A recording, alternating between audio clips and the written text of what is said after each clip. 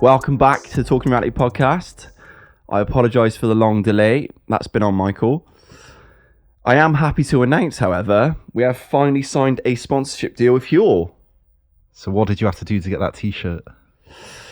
Okay, I'm full of shit. We haven't signed a sponsorship deal with Huel, but we are trying, right? But we need some more subscribers. They have been in contact with me, actually. No, they haven't responded to one of your desperate stories.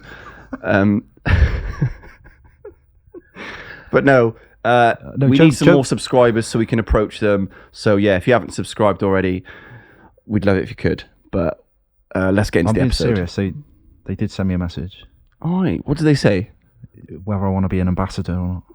All right, that didn't happen. And considering this episode is about the truth, I've got evidence of it. But this episode is about the truth, yeah, so let's not include any nonsense, all right? So what are we talking about today then? Today we are talking about multiple truths. So it comes off the back of... There's quite a few of them about you in there, really. Yeah, this podcast is not about me, so let's not get into your stupid nonsense because there's already people turned off already, all right? So let's get on to it. So that's the truth. Yes, we're talking about multiple truths. So I've got a little brief description of what we're talking about because it was too complex for my little brain. So the concept... Oh, sorry, I just got a message. The concept of... It's his grinder going off. Right, can you stop, please? This is an honest plea, okay? So the concept of multiple truths is... This states that the truth, regarding our social sphere, is not absolute. Mm-hmm. Life is highly complex. And as such, there are many different ways of experiencing any given situation. Yeah. This means that one person's truth might be entirely different to another's. Or is it?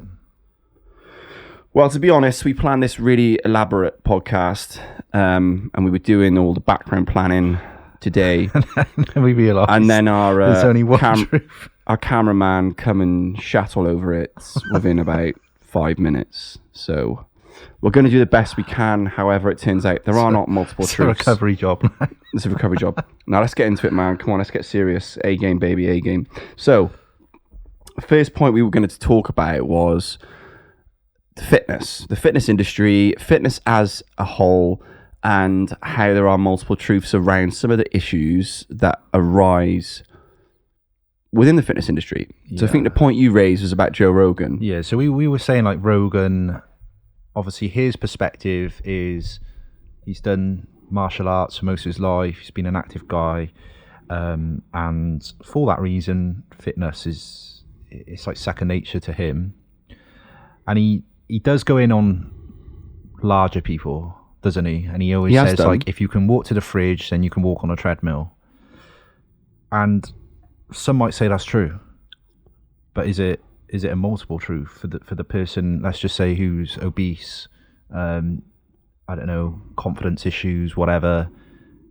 Can they just go on a treadmill? Because on paper, Rogan would argue they can. Yeah, I think, and that's his truth because he's, he has that background in fitness. Yeah, I think, and it is it's a fair perspective to have. However, it's, from my perspective, I know we've had debates on it. Yeah. It's too simplistic in nature because if it was that simple, the obesity numbers, the statistics, drop. Yeah, they would drop behind it would be going one way because you just prescribe exercise, it'd be like but it's not like we don't already have the cure. Like we know what cause. Well, we know the risk factors and we know who it typically affects.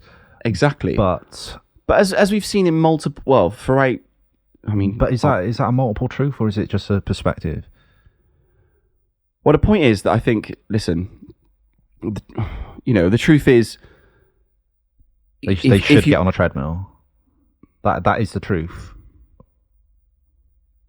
I mean, in a nutshell... He's backtracking. He's backpedaling now. No, I'm just thinking. Listen, I don't want to give some blasé answer. I think, in principle, what he's saying is right, but it doesn't take into account all the variables that go behind stopping someone get to that point. You know. And you are right, and there are the psychological issues that are involved, the physical issues that are involved. Well, yeah, we're all different. We all have different metabolic rates, different ages, different conditions. Some people might be diabetic. That's going to have an impact. Like there's so many variables. So I get what you're saying. It's not as black and white and as objective as just go and jump on the treadmill. However, that is still the truth. Not necessarily the treadmill, but like aerobic exercise. They need to get their heart rate up. They need to drop the weight. So it's still ultimately the truth. What's the truth? That if you can walk to the fridge, you can walk to the you can walk on the treadmill. No, that's a perspective of Joe Rogan, right? So what's the truth you're saying? Is that truth? No, because you can extract what he's trying to say out of that. He's just trying to say like if you're overweight, then you drop your calories, you exercise, and that's an objective like math equation, isn't it? Reduce your calories, exercise, the weight goes down. No, you can't argue with that. That's factual. So that is the truth. Right. But the way he's tried to convey it on his podcast, I guess it's a bit insensitive, just going, oh yeah, if you can walk to the fridge, because he's having a pop at fat people, isn't it? That's what he's doing. But that's his perspective because he's from like a fitness background, so he's going to have. Yeah, and I think sometimes people like ourselves and other people who are lucky enough to have that perspective in life or have to have that mindset. Yeah, I don't think we appreciate that. I think there's an element of privilege to that. I think we're privileged to have that relationship with and to enjoy it, because that's a big part of it, isn't it? Exactly. If you enjoy it, it's much easier to do. So 100%. It's not as simple as get off your ass and go to the gym. Like when you dumb it right down, like it's not that simple. And I think we talked about confirmation bias, didn't we? Mm-hmm. In which you had, and that's what Joe's demonstrating there, because his confirmation bias is, this is what's worked for me. I know it works. The people he trains with, the demographic he mixes with are probably similar to him. He loves judo and all that, doesn't he? So it's and they're all just it's just gonna be an echo chamber. Right, they're all going to believe the same thing, reinforce each other's bias. So then when it comes across someone that isn't like him, like someone who's overweight and doesn't do any exercise at all, he's then just going to dismiss what they say or their opinions. Yeah. You see what I mean? Like they're not 100%. And he's not going to take everything on board because he hasn't experienced that. And then you can argue, is that a multiple truth? Because those people might say, well, it's my truth, isn't it? Because this is what I'm living. But is that their perspective, or is it a multiple truth? Well, yeah, I think one of the points that always comes to my mind when I look at this issue, and I know I've mentioned it on the podcast before, is that study where it was an American study where they were looking at obese women, and essentially studying why they could not lose weight. And I'm not going to go into the intricacies of the study. However, what they found is that around 60% of those women had been subject to sexual abuse or sexual violence of some nature when they were younger, and that was having an impact. Yeah. At least one of the women, when questioned on how when her obesity started, she said she used, gaining weight as a defense mechanism to stop, men being attracted to her. Yeah, essentially. And that's one example of how it's not just simple like that truth. If you can get up off the sofa and go to the fridge, you can get and go walk on a treadmill. It's far more complex than that. And when you dumb it right down, it's almost like, for the way I sort of see it, it's almost like there is the truth, but it's just not black and white. Yeah, but that's what I would say is multiple perspectives rather than the truth, because it still does not deny the actual truth that to lose weight you need to do those steps, right? You need to eat right, you need to exercise, not be living this sedentary lifestyle and expect change from a magical drug or whatever. Do you get what I'm saying? So that's objective, that is truth. Well, Ozempic shits all over that, but carry on. Is it? I don't know. I don't know enough about it. I know apparently like half of Hollywood are on it, and it does do wonders. But for how long? Apparently there's a big rebound effect. It's too junior, I think. We'll have to wait and see how it develops. Yeah, but the point is, I think it's multiple perspectives rather than multiple truths. And it's the same with like the fitness industry, like you were saying. off camera about different, obviously Instagram's just saturated now with PTs trying to sell their bullshit of like their regime, which probably isn't their regime, it's a recycled regime, and how their training is better than whoever else is out there, and they shit on other PTs. But again, it's just too reductionist, because what will work for one client might not work for the other. You can't have this black and white plan that just is universal, works for everyone, because we're all built differently. There's too many variables. Where I think it's possible for there to be I get there is only one overall truth, but where I think there's an issue, especially online, is that some people seem to believe that in order for them to be right, everyone else has to be wrong. Yeah, that's where there's they get defensive to the point where they might start trying to, I don't know, like slander other people, because they're seeking confirmation bias, so they're aligning themselves with other PTs that train in a similar way. Take it out of fitness. It could be anything. Well, it could be medicine. Yeah, exactly. It could be medicine. That happens in medicine. There's different health professionals that say, let's just say dry needling. Some people swear by it. This works for my patients. Another clinician might go, it's a load of nonsense. And again, the other issue, there's another layer to this with like research. Research papers are actually easier to get published than people think.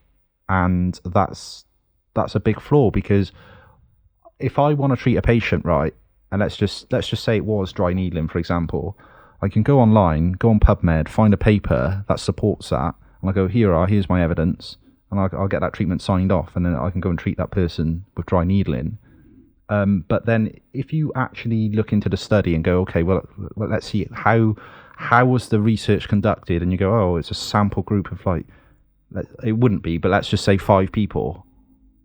Well, how valid is that research now? If you've got a sample group, and that's what people do. That happens in medicine all the time. That's how drugs, like most drugs, go through an RCT, right, to get verified and be put on the market. But again, you need to understand how to read research and go into the study and go, okay, well, what was the sample group? What was the demographic? What were they looking like at baseline compared to the end of the study? And then go, okay, should this drug actually be recommended? Because it's all money sort of based. There's an incentive to make money, and that's the problem with like a lot of treatments. And then if you're going back to online, these people then try and project what they know, and they back it up with a study, or they back it up with a drug. But it's all about their own agenda. Of course it is. And actually, you think about online, it's the reason why it's heightened the problem is because who sees what you post? Your followers. So arguably, it's an echo chamber. Exactly. Arguably, they already believe most of what you believe, because that's why they follow you. Yeah, but that's what I'm saying. It's all the confirmation bias. Like, I will find a research paper that aligns with what I'm trying to put out there, right? And I'll ignore the other research papers which say this doesn't actually work. Do you see what I mean? And I guess everyone to a degree has confirmation bias, right? Like, you think Leeds are a good football team. The truth is, they're a little wank. You also think you're a bodybuilder. I've seen you here top off, and you're not. So there's a lot of this going on, and I think you can agree with that. I just don't know why there's any need for that introduction into the podcast, because it's just more digestible. Yeah, you can see it on screen. Yeah, that's not a bodybuilder. I mean, absolutely ruthless. I've never suggested I'm a bodybuilder, have I? You have. So there is more. A couple of times back in the JD days. At that point, I was a bodybuilder for about 3 weeks. All right? That was a long time ago. It's 2024 now. All right. I did say I had some grenades. Sorry. All right. Well, once you've opened this can of worms now, so whatever comes afterwards is on you, man. All right? But another point we wanted to discuss is, it comes off the back of like a large number of debates we've had with people. I could have kept going with that as well, but all right. Do you need to get any more off your chest? No, all right. Go on. Good. Right. So about the issues around, Piers Morgan and his obsession with the small boats, or not just Piers Morgan, but the media's obsession with the small boats and the Conservatives' obsession with the small boats. Yeah, again, and that is multiple perspectives. And again, Piers Morgan is a classic example of someone with huge like confirmation bias. He seeks to little studies, little facts about what he wants to prove right that align with his beliefs and his ideas, and he dismisses anyone who resists that with other information which is equally probably valid. Exactly. The point was what I made, in that for him to be right, everyone else has to be wrong. Yeah. And I think perhaps what we're touching on this podcast is that people get confused between the truth and a perspective. Yeah, 100%.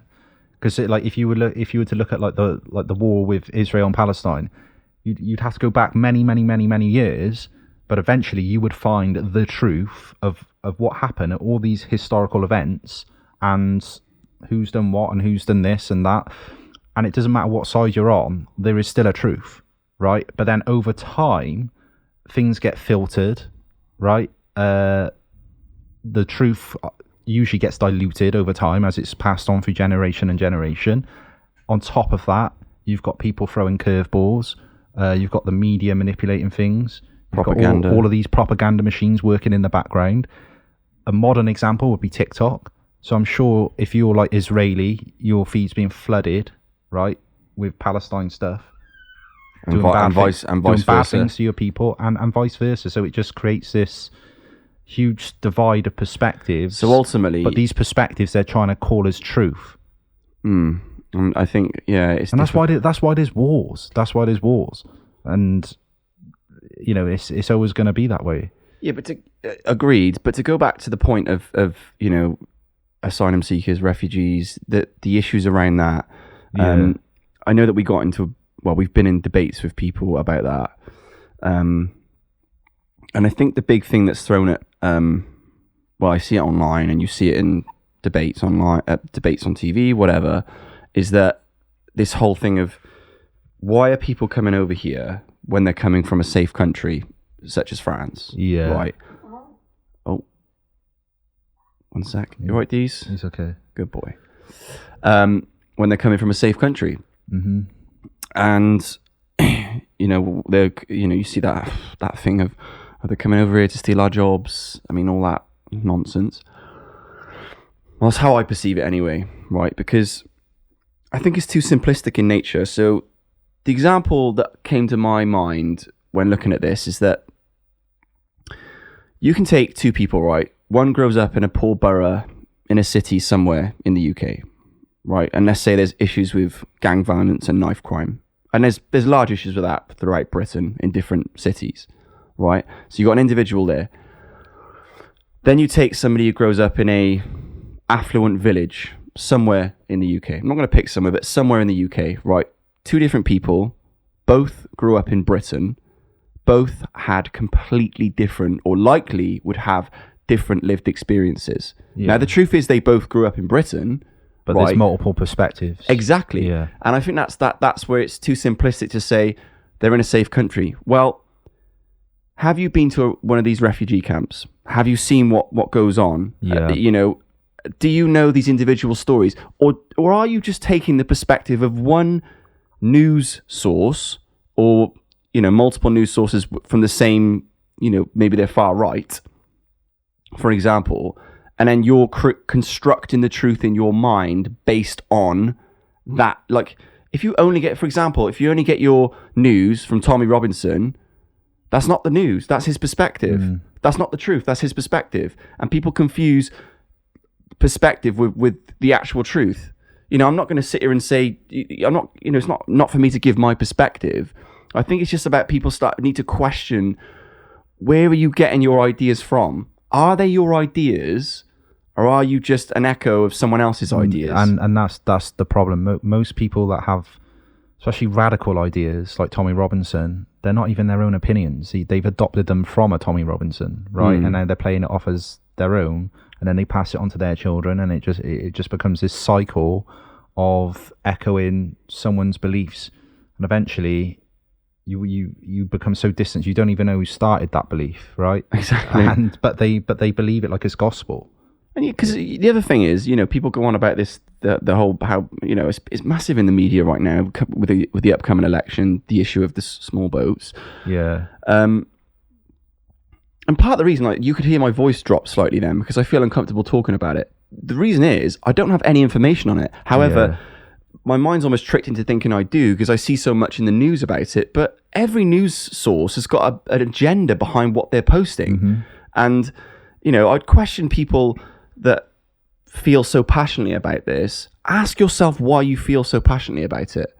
Have you actually been to, Dover or wherever, and seen these armies of boats that are, it's suggested that are coming over here?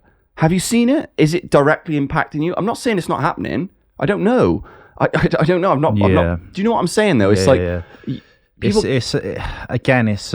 it's confirmation bias. They would have been. If I was to have an educated guess, I would say they've already been socialized into that way of thinking, whether that be their parents, whether it be that their subculture, so that could be the local pub where they all have the same views. And people that have the same views tend to cling together, and it reinforces those views. And then if you have a big media machine like the BBC pumping out that sort of narrative, then it's like, to them, it's like, see, I told you, it is happening. Right, it's the confirmation that they've been looking for, and it's part of their confirmation bias, and then they dismiss anything else. They dismiss even the fact that you said, if you challenge them and gone, have you actually been down to Dover and seen these boats? It doesn't matter to them because that's the bit they just omit out because they don't need that because their bias is so strong. Yeah, and it's part of who they are. But the crazy thing is, like you said a minute ago, is it's not even their own beliefs. There's no critical thinking going on here. So like you're allowing other people's beliefs to dictate like who you are and how you portray yourself to the world, which is, to me, is insane. And they don't even know like it's not their beliefs. They think it's their beliefs. It's like it's going on autopilot. But they cannot see it. Yeah, I think I totally agree. I think people, but there's so many layers to that. It's like I said to you about like when I was in uni and. People making comments about Rishi Sunak, right? Some really like bad comments about him. Like, obviously not going to repeat them, but when I questioned them on why they think that, it's like there's no substance. There's no substance. There's no comprehension to why they think it. They almost just blank out and go, oh, and then usually they backpedal. Like, oh no, no, he's all right because he's working. But it's the ones that don't work that I don't like. Do you see what I mean? Like it's. But how many do you know that don't work? Exactly. It's like you don't. I had that. I think I've brought this up before, but I had this conversation with someone during the Brexit referendum. Yeah. That he was voting Leave because of people coming over stealing his jobs, and I was like, can you even name one person? Has it ever actually directly impacted you? That's the multiple perspectives that are about, and a lot of the time they dismiss the truth. People don't seek the truth. I don't think a lot of the time. I don't. I think they it's comfortable for them, like how it is, if it suits them, and that's another big factor. Like if it suits them. Well, the thing is, it's almost like we want to follow someone because people like to be led. Yeah, that's human nature. Yeah, we like to be led, but it's like it doesn't matter. It's just anything we can get passionate about. Let's get behind it. Yeah, it's not like you. And sometimes it's just what you've been fed, what you've been fed the most. Well, that is the same, and that's why TikTok and Instagram and all those platforms are so bad because you're just being fed the same thing or the same type of thing on repeat, which all it does is reinforce that confirmation bias. Yeah, it does, and that's it's the same with the war in Ukraine. People, I bet most people in the UK know like hardly anything about Ukraine or Russia on a deeper understanding. Right? Agreed, and I think, again, that's an interesting thing to raise because I was listening to a podcast recently about Russia and Ukraine, and it was someone giving the perspective of Putin and Russia, right? And it was a perspective that I don't think we really spend too much time thinking about, purely because what we have seen is so shocking in terms of what Russia have done. However, when he was kind of analysing it, and he talked about the Cuban Missile Crisis, and the reason that came about was because Russia wanted to have missiles in close proximity to America. And obviously the Americans had an issue with that. And I think that the big issue with Russia right now is that Ukraine being part of NATO would make Russia and Putin feel threatened somewhat. Yeah, it'd be a similar situation because Exactly. they could deploy the exactly. nukes over and there. it's like, yeah. I suppose that's the point, isn't it? Somewhere buried amongst all the geopolitical elements of this war and everyone's different perspectives is the truth. Somewhere buried amongst that, but it's lost. It's lost in. God, everyone's got a perspective on it. It's lost in the media outlets, isn't it? Because no one's really seeking the truth. It's just easy to go, oh, there's this guy called Putin. He's a bad guy. He's declared war on Ukraine, and then it's easy for all the media outlets to just echo that message, right? And listen, when actually he might just be a passionate man who wants to do the best for his country, and maybe he feels there's no other choice but to engage in that war to ensure that there's no nukes deployed in close proximity, the same way the US didn't want them in Cuba. There is that, but no one wants to hear that because he's perceived as a bad guy, and he probably is a bad guy. If some of the things he's done are terrible. There's always a reason behind everything. To add balance to the conversation, I feel like I do believe he's a bad guy. Some of the stuff he's done is horrific. But again, there's this multiple truth thing going on, right? There's a reason why he's doing what he's doing. Like, humans don't just wake up and just be like, yeah, I'll just blow the shit out of this place. That there's an agenda. But we're fed the Western point of view, and that's the problem. What we're trying to challenge people to do is just to think more analytically. Just kind of like, there's never just one side of the story. No, there's multiple perspectives, and then there's the truth. And I think people don't want to seek the truth anymore because, like I said, this confirmation bias, it's just so easy to gravitate towards things that suit you. Yeah, and I think we all have it in our own lives. I think the sort of reason behind this podcast was listening to somebody else talking about this, and she talked about, as Africa Brooke, she talked about her relationship with her father, who was an alcoholic, and by all accounts a very aggressive man towards his partner. Yeah. Did some bad things in her childhood, and when he passed away, she didn't feel anything, or she felt negativity towards him, and it was only after getting sober that she sort of changed her perspective somewhat on him and started to remember some of the good in him. And she said that that there was multiple truths about her father. He was all those things, but there was also very positive things about him, was how she described it.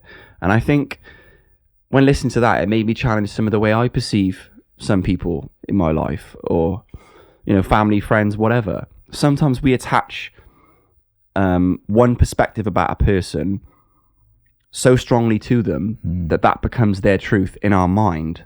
So once that happens because it's fueled by emotion. Exactly. Right? So your memories, they get stored through emotion, shock factor. There's a few variables that are the cause of a memory becoming long term, and a lot of it is emotion. And obviously, with her and the horrific childhood that she had, in parts, would have skewed her perspective initially to go, yeah, this guy was a bad guy. Mm-hmm. Whereas now, on reflection, perhaps those emotions have gone a bit quieter. Now she can see with more clarity, and again, it's the same with, just going back to that Putin point. Yes, on the surface, he acts ruthlessly, right? But that might just be his passion and his emotion for his country, and protecting his country from the West. How he perceives it. How he perceives it, because he has a different perspective. Yeah, it's like, you could go on. It'd be like the same thing with like Iraq in 2003, right? America perceived it as we need to retaliate because we need to show that we're not having this. Yeah. You don't get to do that to us. Mm-hmm. And if they didn't respond, they would look weak. They would. It would damage them politically, but then justifying bombing the shit out of a country with, vast amounts of people, like bombing Baghdad, when you know there's going to be so many civilian casualties, and then that's going to change their perspective on the West, and it just goes on and on and on. But no one's really. I feel like most people don't seek the truth because they just allow their emotions to get involved. Yeah, I think I totally agree, and I think they can't see past their emotions because humans are emotional, and that's just the way we're built. Totally agree, and I think to sum up, we started this podcast with the belief that there are multiple truths. However, thanks, Gaz, for shitting all over that, because I think deep down there is only one truth. However, that truth is constructed around many perspectives. There's the truth in the middle, but around that, the different things. Listen, there's one truth on this podcast. Oh God, here we go. And it's that those arms haven't grown for fucking decades. They do actually look small, but I'm dieting at the moment because I'm going on holiday in a few weeks. There's also some big pharma going on. Right, behave yourself, please. Right. So, in a nutshell, there's there's only one truth, right?